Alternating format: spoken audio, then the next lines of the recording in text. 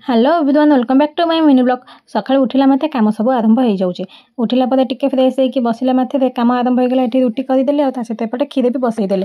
रुटी करके क्षीर गरम करके पलि आसली गाधे गाधे सारिकी एठी कौन आपको देखो आपने जापारती आम दांडार अवस्था देखा वर्षा पागरे केमी होमको जावा आसा करने बहुत हैरान ही हाँ पड़ुची।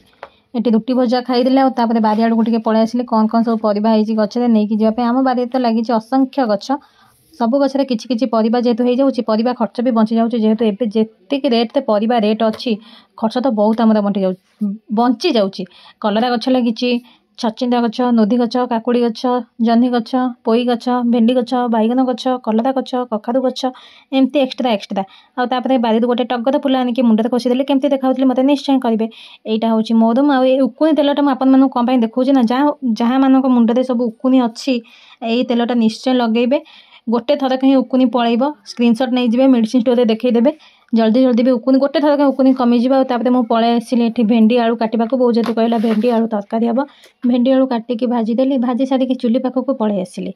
ये भाजिला भितर आम गेलीमा उठी जाता धरिकी बसदेली सी केमी हांडिया मुहटे कर ही देखते मोबाइल केमती बल बल करके अनै रोला। चुली पाखक पलि आसली मसला जोगाड़ी मसला ये कषिदेली आ चुली पाखे बसला मतलब मोर कांद ही आरंभ हो जाए। समस्त कहते आज बहुत कांद कहीं सब धूआं पशिकी मुझे कांदे मत किए माइला भाया।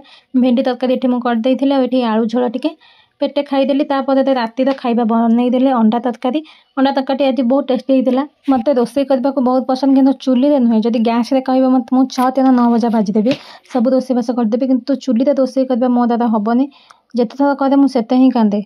समस्त देखिले मत आश्चर्य जेतु रोषे करुछु ना कौन करुछु। अंडा तरकारी राति कर सारा प्रथम मुझे बाढ़ी बसी पड़ी खावाई कारण आगे तो मुझे चाखी ना केमी जदि पर कि खाईदेला मो आगु मत ही गाड़ी शुणा पड़ो केमी कौन होती आगे मु खाईदेली तापर समस्त को देदेली खाइबा को। तो आज ये मिनी ब्लॉग टे एटेंड कर आई होप आप भल लगी रोचे। जय जगन्नाथ। सब्सक्राइब करने को जमा भूलें।